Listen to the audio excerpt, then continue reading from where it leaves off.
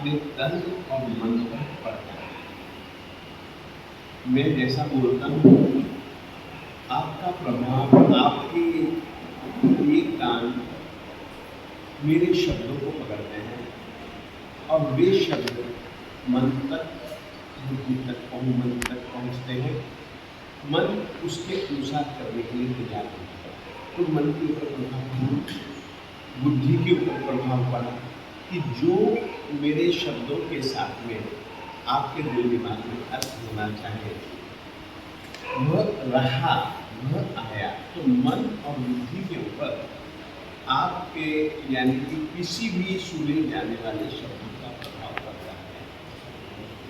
यदि शब्द शुभ है तो उन शब्दों का प्रभाव भी शुभ होगा। इत्र रखूंगा तो उसकी गंध आएगी आएगी आएगी। यदि मैं गंदगी रखूंगा तो उसकी भी गंध आएगी आएगी आएगी। जिस तरीके का पदार्थ होगा उस तरीके की गंध होती है। तो शब्दों का प्रभाव मन और बुद्धि पर पड़ता है। यदि मैं गाली दूं तो वातावरण कलुषित बन जाता है। यदि मैं गुस्से से बोलूं वातावरण कलुषित बन जाता है। इसी ढंग से यदि हम शुद्ध पवित्र शब्दों को बोलते हैं तो उन शब्दों का प्रभाव अपने मन पर, अपने बुद्धि पर निश्चित रूप से पड़ता है। यदि हम भक्ति और एकाग्रता से बोलते हैं तो उसका परिणाम कुछ जुदा आता है। यदि हम गुस्से से बोलते हैं, अकड़ करके बोलते हैं तो उसका परिणाम अपने मन के ऊपर दूसरा आता है। तो भक्तामृत स्तोत्र ऐसा स्तोत्र है जिसके लिए हमें हमारे दिल में भक्ति को पहले स्थापित करना पड़ता है। भक्ति को स्थापित करने के लिए भगवान चाहिए, क्योंकि भगवान श्री आदिनाथ स्वामी जी का यह स्तोत्र है। आदिनाथ स्वामी जी की हम यहाँ पर पहले एक कल्पना करें। वो यहाँ है, उनके सामने हमने धूप दीप जलाने ही जलाने। धूप दीप इस तरीके के पदार्थ हैं जिसके कारण से वातावरण में जो दिव्य शक्तियाँ होती हैं वो दिव्य शक्तियाँ प्रकट होती हैं। क्योंकि भक्तामृत स्तोत्र केवल शब्द नहीं है, केवल अर्थ नहीं है, उसके साथ में प्रमुख रूप से एक देव और एक देवी जुड़ी हुई है। किससे कहना चाहते हैं? भक्तामृत स्तोत्र केवल शब्द नहीं है, भक्तामृत स्तोत्र के साथ में दिव्य तत्व जुड़े हुए हैं। परमात्मा श्री आदिनाथ स्वामी जी तो है ही, परंतु आदिनाथ स्वामी जी के साथ में, आदिनाथ स्वामी जी के शासन के साथ में जो जुड़े हुए गोमुख यक्ष, नाम याद रखिए, गोमुख यक्ष और चक्रेश्वरी देवी, चक्रेश्वरी देवी, ये दोनों चीजें जुड़ी हुई है, ये दोनों आत्माएं जुड़ी हुई है।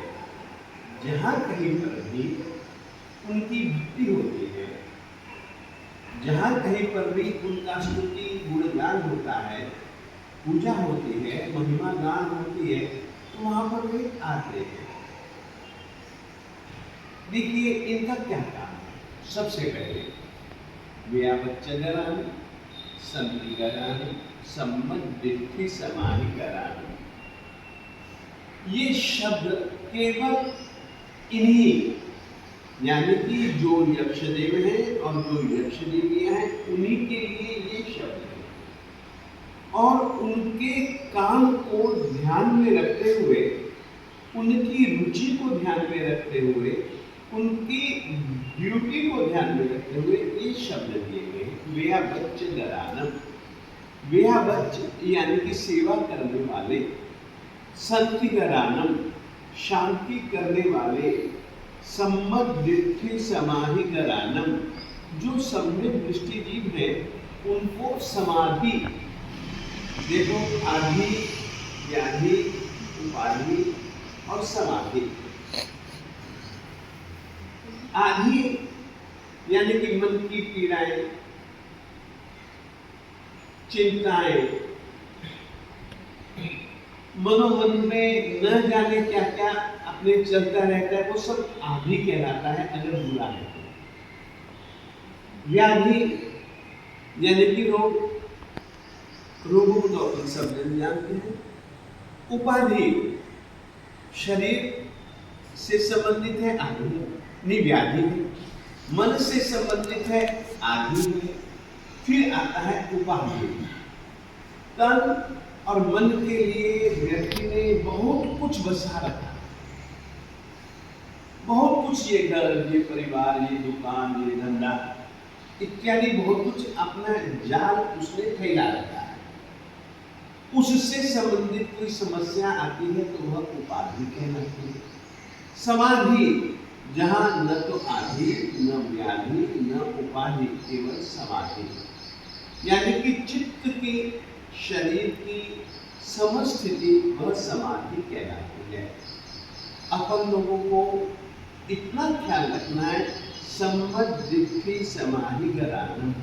जो सम्यक दृष्टि आत्माएं हैं उनको समाधि, मन के सब उपप्लव, शरीर के सब उपप्लव, उनको दूर करके मन को परमात्मा में स्थिर करना, ऐसी क्रिया का नाम है समाधि। और उस समाधि भाव को देने वाले ये तत्व हैं, इसीलिए हम उनको समाधि कराना कहते हैं। परमात्मा आदिनाथ स्वामी जी के शासन के ये दो यक्ष और यक्षिणी, इनको भी अपन लोगों को याद करके ही बैठना। जब कभी भी अपने को आराधना करनी है तो कम से कम पंचांग शुद्धि, 5 अंग यहाँ से लेकर के यहाँ तक, विशेष करके इनमें ये ना, इनको तो धोना ही धोना, इनमें तुम्हारा मैल रहनी ही नहीं चाहिए। इन्हीं से ही होकर के हमारी अंदर भीतर में ऊर्जा जाती है। इस कारण से यह तो धोने ही धोने।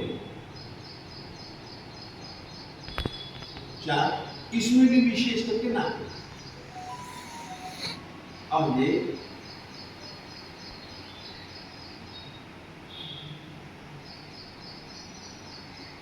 धोने, ये इसका नाम है पंचांग शुद्धि।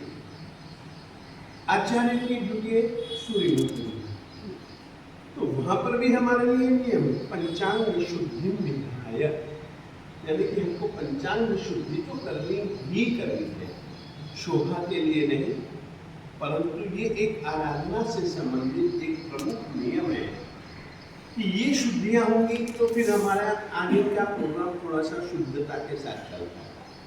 सबसे पहले अपन लोगों को जिस आसन में हम सुख पूर्वक ज्यादा से ज्यादा देर बैठ सके, जिस आसन में हम सुख, इसको हम सुखासन कहेंगे। जैसे मैं प्रातिभाग में बैठा हूं ना, ये सुखासन है। पद्मासन की अलग स्थिति होती है, वज्रासन की अलग स्थिति होती है, अर्ध पद्मासन की स्थिति अलग होती है। यानी कि बैठने के लिए आसन आप वो चुनेंगे जिस आसन में आप ज्यादा से ज्यादा देर बैठ सकें। एक मर्यादा, आप किसी को उठाएंगे नहीं, शुरुआत की जब तक आखिर में हो नहीं तब तक कुछ करेंगे नहीं। मैंने कल बतलाया था, क्योंकि मन का संबंध सीधा सांसों के साथ है। तो सबसे पहले अपन 5 बार सांस लेंगे, धीरे धीरे सांस, कोई जरूरी नहीं है जल्दी जल्दी सांस लेने के, धीरे धीरे सांस लेंगे। जब कभी भी सांस लेना हो तो कृपया ध्यान रखें, ये जो हिस्सा होता है इतना कसा हुआ ना हो कि आपका सांस लेने में तकलीफ, सांस छोड़ने में नहीं, बस सीधे सादे कपड़े, जिस तरीके से कपड़े पहन करके आए हैं माताओं पहने भी, तड़कीले भड़कीले कपड़े मत पहने। आराधना में रंगों का भी हमारे मन के ऊपर प्रभाव पड़ता है, तो हम ज्यादा तड़कीले भड़कीले कपड़े नहीं, बस साधारण से कपड़े पहने और परमात्मा की आराधना करने लगे। हो सके कोशिश करें भक्तामृत स्तोत्र या अन्य किसी भी मंत्र की आराधना के लिए एक वेशभूषा जुदा है। अपन लोग सबसे पहले क्या करें? देखिए, परमात्मा को स्थापित करें। परमात्मा को स्थापित करना हो तो परमात्मा के नीचे सत्य को बनना है, फिर ही परमात्मा को उस वस्त्र पर अपन लोग स्थापित करें। हमेशा याद रखना है, परमात्मा अपने आदमी से ऊपर है। अपनी आंखें परमात्मा की आंखों में स्थिर रहें, इस ढंग से उसको स्थापित करो तो हो जाए। उनका हृदय और अपना हृदय लगभग बराबर हो, उस ढंग से हो तो वैसे ही आप लोगों को करना चाहिए। सबसे पहले कोई भी आराधना की जाती है, भक्तामृत स्तोत्र का या अन्य किसी भी स्तोत्र पाठ का या मंत्र पाठ का स्मरण करना हो, आराधना करना हो, आसन के बिना नहीं बैठना। स्तोत्र पाठ के लिए अपन लोगों को कोशिश करनी है, भक्तामृत स्तोत्र पाठ के लिए सफेद आसन, सफेद वस्त्र हो, बस अपन को बैठना है। बैठना भी सीधा है, बिल्कुल सीधा है, और सीधे बैठ करके हमें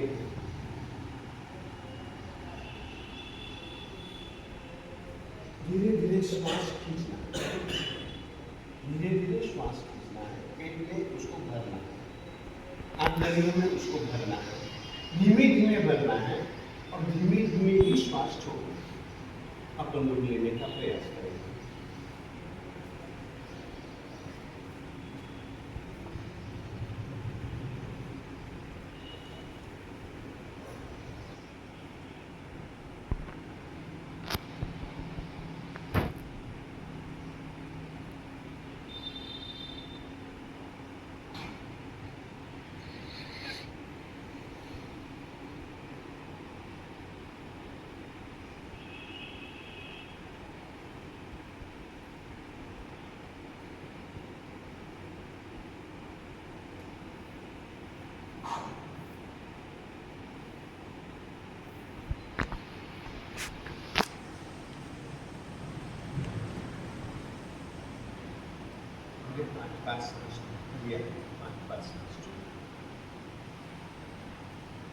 धीरे धीरे लेना है, पेट को भरना है, धीरे धीरे ही अपन लोगों को श्वास बाहर छोड़ना, बस 5 बार पर्याप्त।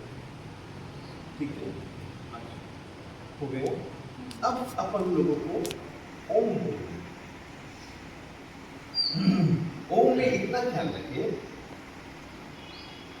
ओ को हम आधे से कम लंबाएंगे, म को हम अधिक लंबाएंगे। ओ को हम आधे से कम, म को हम ज्यादा देर लंबाने की कोशिश करेंगे। सांस लेने और सांस छोड़ने की प्रक्रिया में जितना भर सको भरो, परंतु जबरदस्ती नहीं। ये किस लिए जरूरी है? श्वास के साथ मन का संबंध है। श्वास यदि हम एक लयबद्ध करते हैं, श्वास को यदि हम एक लयबद्ध करते हैं तो उससे मन बिल्कुल शांत हो जाता है। इस कारण से श्वास को लयबद्ध करना चाहिए और उसके लिए आप 5 बार श्वास लें, 5 बार श्वास छोड़ें। नंबर 1 काम करेंगे। नंबर 2 काम करेंगे, आप लोग अब ओम बोलेंगे, उसको भी एक ही लय में आप बोलिएगा। आप स्वयं उसी लय बनाएंगे और स्वयं उसी लय में ही आप ओम बोलेंगे। यह भी 5 बार बोलना है। 5 बार बोलने के बाद में अपन लोगों को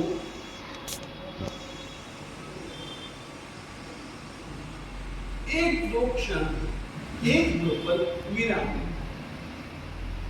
श्वास की प्रक्रिया के बाद में भी अपन लोगों को एक दो पल विराम देना है। ओम की ध्वनि के बाद में भी हमको विराम देना है।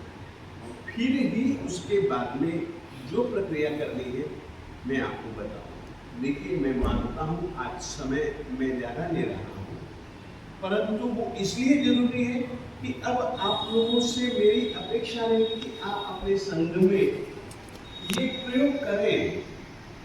ध्यान की सख्त जरूरत है, नहीं तो आदमी ने अपने आप की स्थिति ऐसी बना ली है कि वह बिल्कुल विक्षिप्त होने के किनारे पर खड़ा है।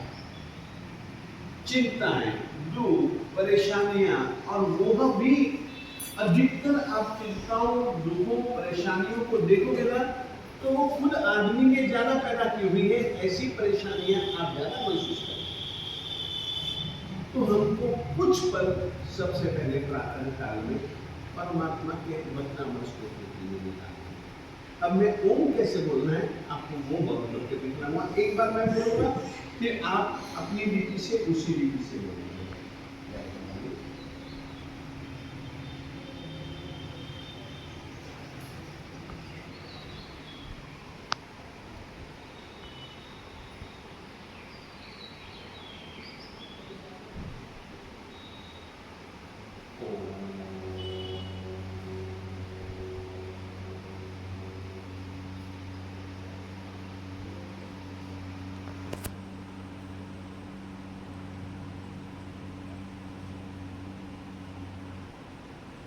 पेट अंदर जाएगा। मन जिस समय आप बोलेंगे, आप होठों को एक होठ के ऊपर दूसरा होठ, आप पाएंगे कि जिस समय आप म बोल रहे हैं उस समय आपके धीरे धीरे धीरे धीरे धीरे धीरे इतने हिस्से स्पंदन, ये हिस्सा हमारा शुद्ध हो जाने के बाद में फिर स्पंदन धीरे धीरे यहाँ जाएंगे, यहाँ जाएंगे, यहाँ जाएंगे। धीरे धीरे ऐसा आएगा यदि यही क्रम तुम जारी रखोगे ना तो सारे शरीर में धीरे धीरे धीरे धीरे स्पंदन पैदा होंगे। वो इसलिए जरूरी है। स्पंदनों से एक चीज का आपको एहसास होगा कि आपके शरीर के अंदर के हिस्से में शुद्धि होनी चाहिए। शुद्धि नहीं हो रही है, इसीलिए कुछ भी महसूस नहीं हो रहा। हम चाहते हैं कि हमारा तन और मन स्वस्थ हो। इसके लिए आवश्यक है कि आप ओम की ध्वनि 5 बार बोलेंगे, एक लय में बोलेंगे। ओम को थोड़ा सा लंबाएंगे, म को अधिक लंबाएंगे। म को लंबाते समय आपके होठों पर पहले जब आप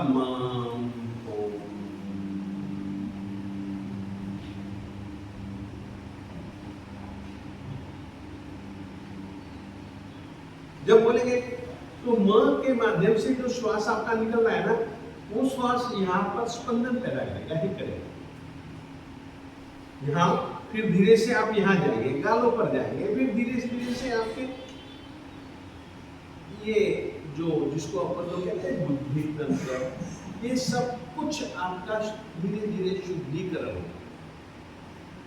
उससे क्या होगा कि बुद्धि में जो गुस्सा, निर्मोह, धीरे धीरे होता है, पहले ही दिन नहीं हो सकता। धीरे धीरे आपके ये जो गंदे संस्कार हैं, अशुद्ध संस्कार है, अशुभ संस्कार है, तो धीरे धीरे ठीक करेंगे। अपन लोग ध्यान करेंगे, आंखें बंद करेंगे।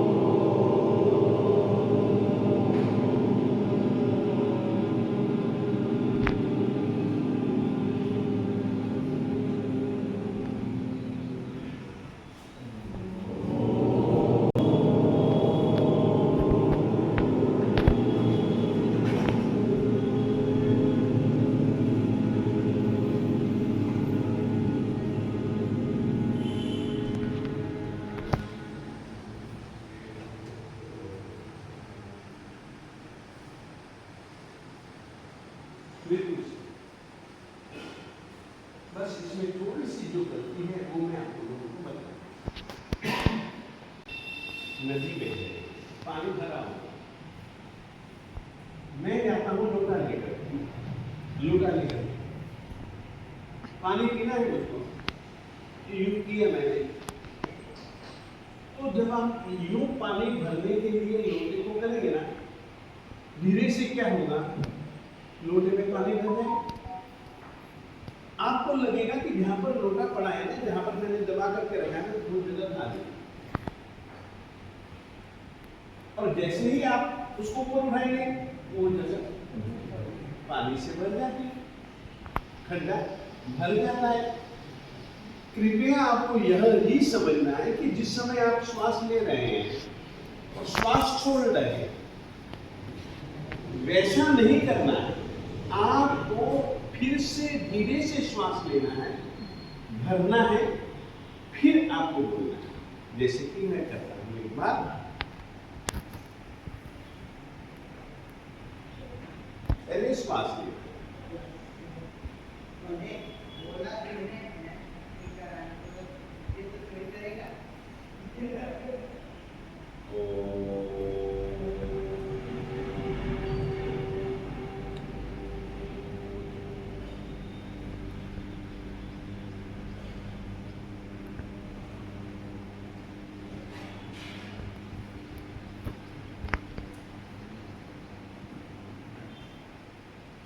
पेट जितना अंदर जा सकता है जाने दो।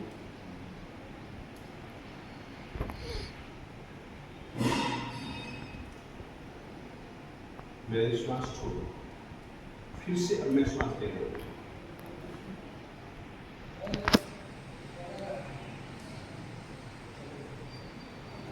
ये हिस्सा पूरे का पूरा भर जाना चाहिए।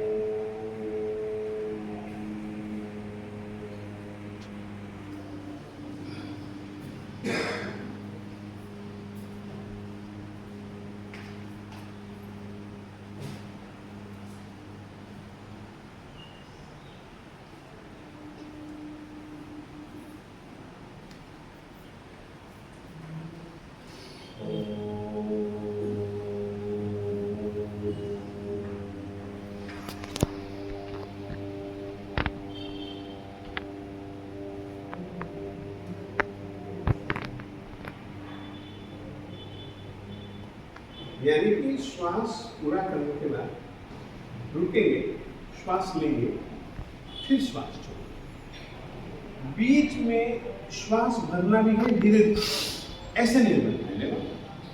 क्या है कि अब अपनी आंतरिक स्थिति को अपन लोग संतुलित बनाना चाहते हैं, क्योंकि उसका संबंध हमारे शरीर के साथ में भी है और हमारे मन के साथ में भी है। तो हमको बिल्कुल ठीक पद्धति जितनी हम अपनाएंगे उतना हमारे तन के लिए, उतना हमारे मन के लिए उचित रहेगा। ठीक है, इसके बाद में तो नहीं, इसके पहले जो करना चाहिए वो मैंने जानबूझ करके नहीं बताया, क्योंकि उसमें समय लगता है। मैं चाहूंगा यदि आप लोगों के अनुकूल का हो तो अपन लोग एक टाइम निश्चित कर लेंगे। मैं आप लोगों के लिए, क्योंकि मेरा यहाँ पर कुछ इलाज के लिए भी आया हूँ, तो मैं एक समय आप लोगों को दे दूंगा। उस समय आप आएंगे तो जब कभी भी जैन परंपरा में आराधना की जाती है ना, तो सबसे पहले जहाँ कहीं हम बैठते हैं वो जगह की जो शुद्धि होनी चाहिए, वस्त्रों की शुद्धि होनी ही चाहिए, मन की भी शुद्धि होनी चाहिए। उसके बाद में सीधा ही हम लोग आत्मरक्षा करने वाला वज्र पंजर स्तोत्र पढ़ते हैं। तो वो वज्र पंजर स्तोत्र किस ढंग से बोलना है और किस ढंग की एक भावना और उन भावनाओं के साथ साथ में किस तरीके से अपने यहाँ से लेकर के यहाँ तक के हिस्सा, मैं इतनी जगह पर बैठा हूँ आराधना के लिए, तो कम से कम इतना हिस्सा, ऊपर भी मेरा सिर है, नीचे मेरे पांव है, बीच में मेरा शरीर है। तो इस शरीर के कई हिस्से हैं, जैसे कि सिर हिस्सा है, जैसे कि मुंह हिस्सा है, ये जो हाथ है, छाती है। क्योंकि सबसे पहले क्या होता था कि कभी भी कोई भी पीठ पीछे से प्रहार नहीं, बहादुर आदमी सामने से प्रहार करना जानता, सामने बोलना जानता। तो ये हिस्सा हो गया हमारा नाभि तक का, ये हिस्सा हो गया। फिर देखिए अब नीचे के हिस्से पे अपन जाएंगे, पाँव होंगे, पाँव होंगे, उसके नीचे अपन जाएंगे जमीन आ जाएगा, ये आ जाएगा। फिर क्या होगा, हम ऊपर जाएंगे तो सिर का ये ऊपर का हिस्सा आ जाएगा।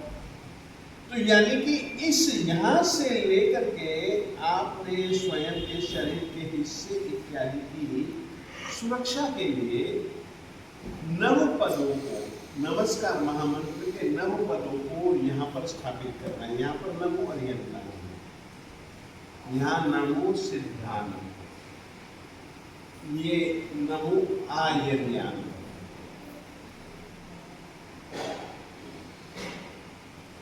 ये नमो उपज्जान,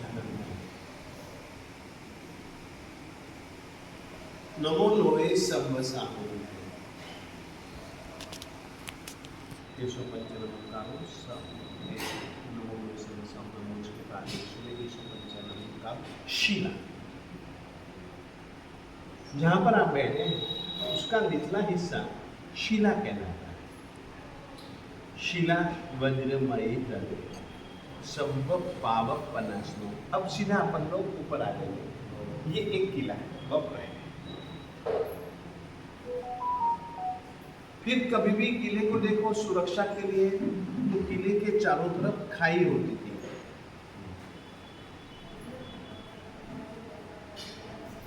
ये खाई,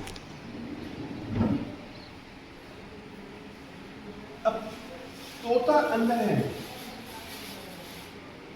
चारों तरफ हमने पिंजरा कर दिया, तो भी बिल्ली आती है ना, तो ऊपर से हाथ डाल करके तोते को पकड़ सकते हैं।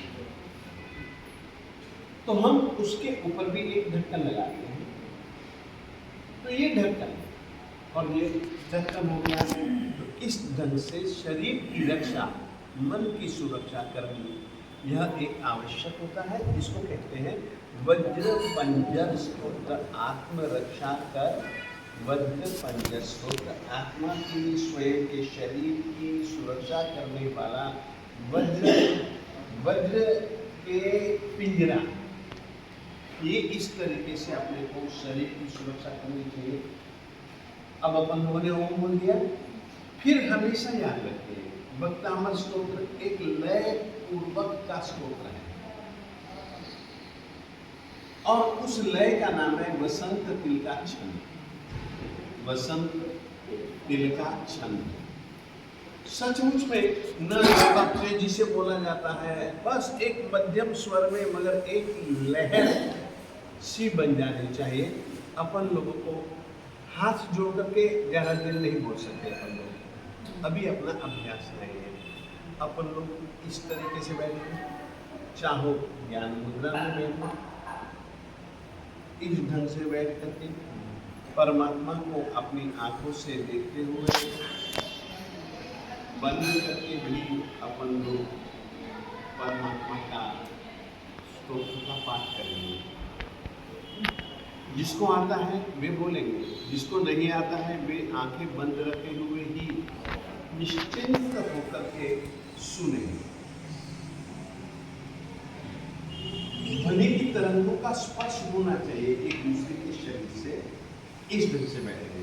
अब अपन लोगों को थोड़ा थोड़ा सा, माताओं बहनों आपको थोड़ा पीछे किया, आप लोगों को थोड़ा सा इस तरीके से दो जनों के बीच में एक जना, दो जनों के बीच में एक जना, दो जनों के बीच में एक जना। आप लोग भी एक पहले घेरा बना लो, आप लोग थोड़ा बीच में उनका रस पीने के लिए भंवरा वो उसके ऊपर घूमता है, गोल गोल घूमता है। फिर जब वो लगता है कि अब तैयार हो गया है मन, तब जाकर के फूल के ऊपर बैठता है और फिर वह फूलों का रस पीता। तो अपन लोगों को भी इसी ही ढंग से परमात्मा के चारों तरफ, जैसे कि ये दो के बीच में ये बैठा है, ये दो के बीच में ये बैठे हैं, इन दो के बीच में वो लड़का बैठा है, इन दो के बीच में वो लड़का बैठा है, उन दो के बीच में वो लड़का बैठा है, इन दो के बीच में थोड़ा सा हाँ। तो इस ढंग से ही आप लोगों को बैठना है। अगर आपने पब्लिक इतनी नहीं है कि हम इस ढंग से नहीं बैठ सकते, तो गोल चक्कर परमात्मा के चारों तरफ बना करके बैठ जाए।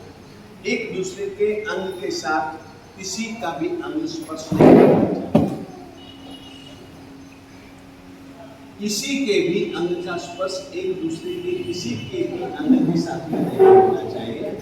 इस ढंग से अब अपन लोग एक लय में, केवल एक लय में अपन लोग बोलेंगे।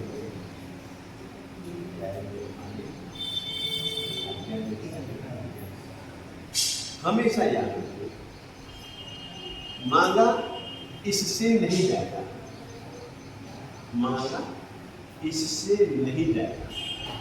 मांगा जाएगा क्योंकि सम्मत वृद्धि समाहिकरण कौन है? ये तो है ही, परंतु हमारे यक्ष देव और यक्षिणी तो है ही, उनकी तो ड्यूटी यही है ना, उनकी तो ड्यूटी ही यही है ना।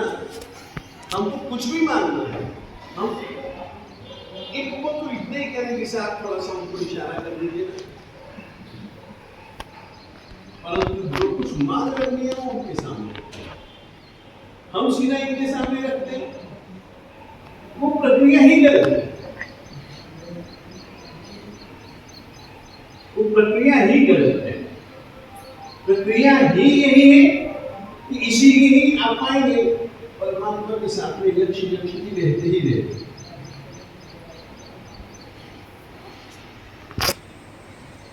ये हमेशा ध्यान भैया। अब अपन लोग प्रारंभ, बिल्कुल सीधे बैठेंगे, कमर को सीधा रखेंगे, शरीर को शिथिल रखेंगे। कसावा नहीं चाहिए शरीर, शरीर शिथिल चाहिए, कमर सीधी चाहिए, विशेष करके कमर नीचा कमर और ये मुंह बिल्कुल सीधा चाहिए।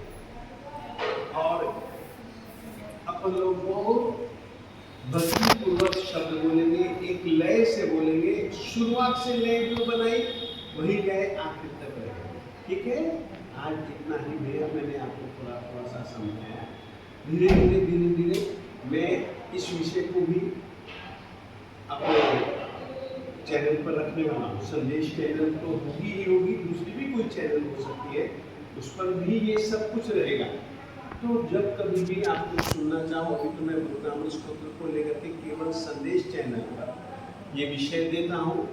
भक्तामृत स्तोत्र के शब्द कैसे बोलना, कैसे नहीं बोलना, उसके भाव कैसे, अर्थ का चिंतन कैसे करना है, वो सब कुछ मैं आप लोगों को बता रहा हूँ। आप उसके साथ जुड़ना चाहें, जुड़ भी सकते। बस आप इस तरीके से रखेंगे, उंगलियां भी बिल्कुल सीधी रखेंगे, उंगलियां सीधी रखेंगे। और यदि नहीं तो बस आप यूं रखेंगे, हाथ आकाश की ओर चट्टा रखेंगे, ऐसे नहीं रखेंगे,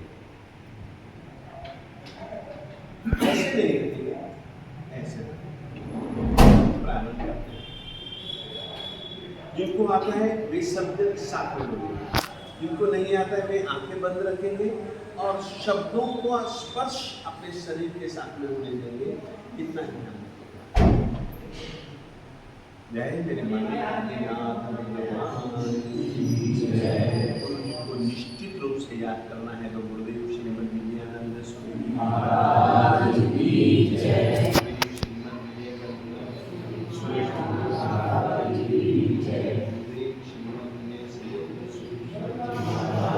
की जय। बोलो गुरुदेव श्री महाराज की जय। बोलो गुरुदेव श्री हरिनाथ जी महाराज की जय।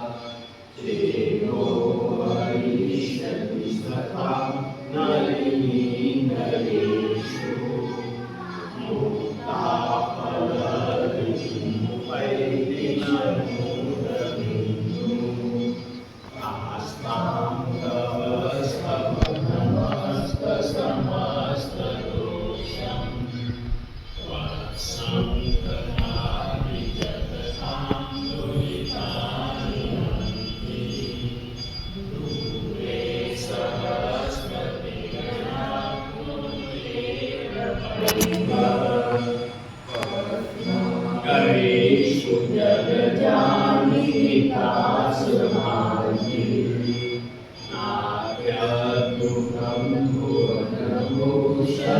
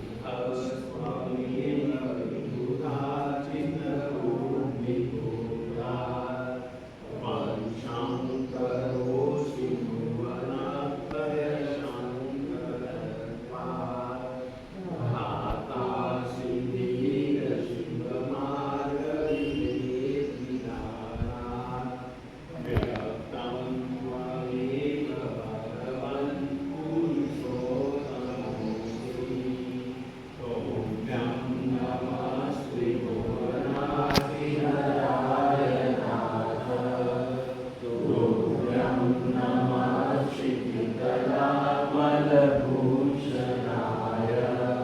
तुभ्यं नमः श्रीजगत्परमेश्वराय तुभ्यं नमो नमोदधिशोषणाय तो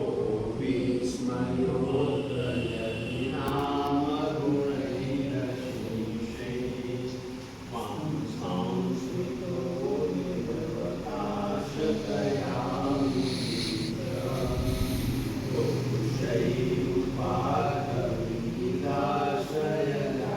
दोषैरुपाधविलासयनाथगर्वै स्वप्नान्तरे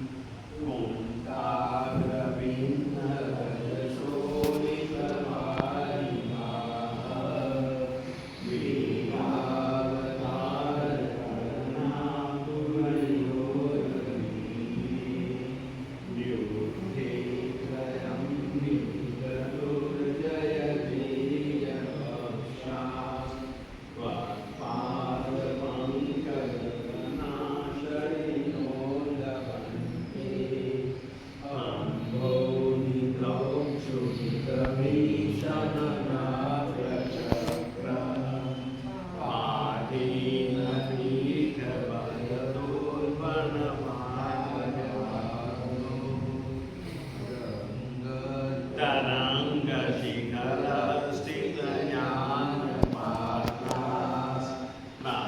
संविहार्य भवतः स्मरणात् व्रजन्ति